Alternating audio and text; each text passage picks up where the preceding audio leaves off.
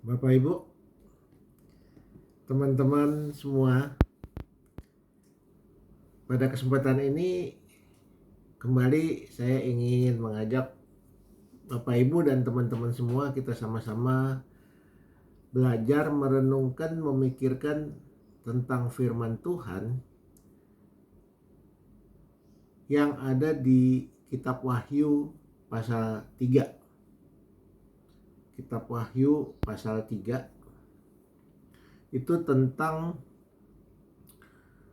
jemaat di Sardis. Jemaat di Sardis. Pada waktu itu Tuhan mengatakan kepada jemaat di Sardis di dalam pasal 3 ayat 1, saya bacakan ya.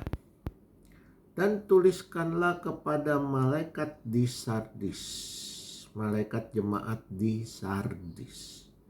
Inilah firman Dia yang memiliki ketujuh roh Allah dan ketujuh bintang itu.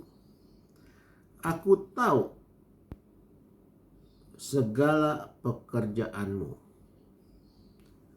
Engkau dikatakan hidup, padahal engkau mati. Apa artinya ini? Engkau dikatakan hidup, padahal engkau mati. Bapak Ibu, kita sebagai anak-anak Tuhan, kita percaya bahwa kalau kita sudah terima Tuhan, itu pasti selamat. Ya, karena roh Allah ada dalam kita, kita ada dalam hati Tuhan. Tuhan menjaga. Tuhan mengatakan aku ada dalam kamu, kamu ada dalam aku. Masalahnya kalau benar Tuhan ada dalam hati kita, ini ya masalahnya, hati-hati. Kita pasti menjadi orang merdeka. Artinya merdeka apa? Merdeka dari ketakutan. Kenapa? Karena waktu kita takut berarti kita tidak percaya pada Tuhan. Kita tahu, semua orang tahu, semua agama juga mengakui. Hidup mati itu di tangan Tuhan. Dan kita tahu Tuhan itu Tuhan yang maha cemburu. Tuhan mengatakan jangan menyembah ilah lain di hadapan hadiratku. Jangan menyembah Baal, jangan menyembah patung. Tapi kenyataannya banyak orang Kristen yang tidak mengerti dan masih menyembah patung. Karena pemikiran mereka, kalau udah nyembah Tuhan, nyembah patung lagi kan gak masalah. Yang penting untuk kebaikan, untuk keselamatan, untuk perlindungan. Jadi double, perlindungannya double. Ada perlindungan dari Tuhan, perlindungan dari patung. Masalahnya Tuhan akan marah kalau Tuhan dipersamakan dengan patung. Yang benar aja, Tuhan pencipta alam semesta, maha kuasa. Masa disamain sama patung? Patung itu apa? Patung buatan tangan manusia. Manusia saja diciptakan oleh Tuhan. Bagaimana manusia menyembah patung? Ini logika, Bapak Ibu. Karena itu, inilah yang dimaksud sama Tuhan. Kamu kelihatannya hidup, padahal kamu mati. Karena ada ayat juga yang mengatakan iman tanpa perbuatan mati. Kalau kita mengatakan kita beriman, kita harus percaya kepada Tuhan. Waktu kita percaya kepada Tuhan, kita harus taat melakukan seluruh perintah Tuhan. Kalau kita sudah percaya dan sudah taat, kita harus melakukan apa yang diperintahkan Tuhan. Ya. Jangan salah kaprah. Seringkali kita orang Kristen, hamba Tuhan, pengerja, semua aktivis, melayani Tuhan dengan hebat. Melayani Tuhan dengan segenap hati. Sampai sepertinya gak ada waktu lagi ke gereja terus, melayani terus. Tapi ini bukan jaminan kita, saudara dan saya, masuk ke surga. Tuhan mengatakan, aku tahu segala pekerjaanmu. Pekerjaannya artinya mengerjakan pekerjaan Tuhan, melayani Tuhan. Tapi engkau dikatakan hidup padahal engkau mati. Kenapa sampai begitu Tuhan mengatakannya? Karena kita melayani Tuhan bukan berdasarkan pimpinan roh.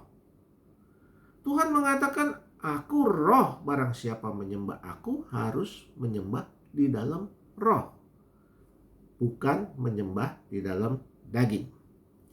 Sebagai contoh, ya, seorang hamba Tuhan, contoh waktu COVID deh, banyak hamba-hamba Tuhan takut untuk melayani orang yang kena COVID. Memang benar, secara logika, kalau kita melayani COVID, kita bisa terkena COVID. Benar nggak? Benar kan? Kita melayani orang COVID bisa kena COVID. Tapi masalahnya, apakah kita kena COVID pasti mati? Belum tentu, Bapak Ibu, saudara-saudara, teman-teman semua. Karena mati hidup di tangan Tuhan, bukan karena COVID. Jangan terbalik-balik nih iman kita. Mati hidup di tangan Tuhan. Kalau Tuhan tidak izinkan mati, tidak mungkin kita mati. Tapi kalau Tuhan izinkan mati, nggak usah COVID, di kamar mandi kepleset mati, di jalanan ketabrak mati, lagi naik motor tuh kemarin ada berita di TV, ya, lagi stop di lampu merah, ditabrak sama truk Pertamina, 10 yang mati, 5 luka-luka, kegiles, mati. Bapak Ibu, teman-teman semua, nggak usah harus COVID. Kalau waktunya Tuhan panggil, tinggal caranya mati seperti apa.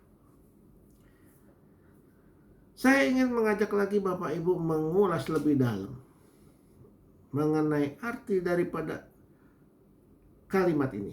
Pekerjaanmu aku tahu, kata Tuhan. Tapi engkau dikatakan hidup padahal engkau mati, kata Tuhan. Kenapa?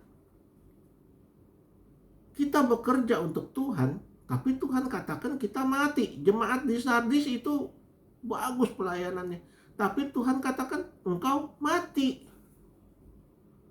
Karena kita melayani Tuhan dengan rasio kita dan dengan daging, bukan melayani Tuhan dengan pimpinan roh. Nah, pimpinan roh bagaimana? Pimpinan roh artinya setiap yang kita lakukan harus lebih dahulu kita tanya sama Tuhan, apakah Tuhan setuju atau tidak? Apakah Tuhan kehendaki atau tidak? Mau berkhotbah bukan sembarangan khotbah, bukan cuma baca buku, bukan begitu. Waktu saudara ditugaskan khotbah, doakan, gumulkan. Minta pimpinan Roh Kudus, minta Roh Kudus memenuhi hati, pikiran, dan menguasai seluruh jiwa raga kita. Supaya apa yang keluar dari mulut kita bukan dari kita, tapi dari Tuhan. Hati-hati kalau kita khotbah sembarangan, dosa loh. Ya, ini untuk hamba Tuhan. Juga untuk pelayan-pelayan Tuhan, untuk majelis, untuk pengerja. Jangan melayani Tuhan sembarangan. Kalau tidak sanggup, jangan terima jabatan itu. Tapi kalau Bapak, Ibu, dan saya, kalau sudah berani terima jabatan, lakukan sesuai kehendak Tuhan dan untuk mempermuliakan nama Tuhan. Itu saja Bapak, Ibu, ya. Hati-hati. Orang Farisi juga melayani Tuhan dengan hebat. Orang Farisi juga menyembah Tuhan. Ya. Dia sama kita, kalau kita bandingin, dia lebih hebat pengetahuan Alkitabnya. Tapi Tuhan bilang, kamu kayak kubur di balur putih, dalamnya bau busuk, hatinya busuk. Kamu munafik, kata Tuhan. Kenapa? Karena melayani dalam daging. Waktu kita melayani dalam roh, kita selalu harus minta pimpinan roh Tuhan yang kudus. Sampai di sini dulu Bapak Ibu, teman-teman semua. Nanti kita sambung lagi dalam episode berikutnya. Jangan lupa klik subscribe, share, supaya makin hari makin banyak orang yang mengerti benar tentang firman Tuhan. Sampai ketemu lagi.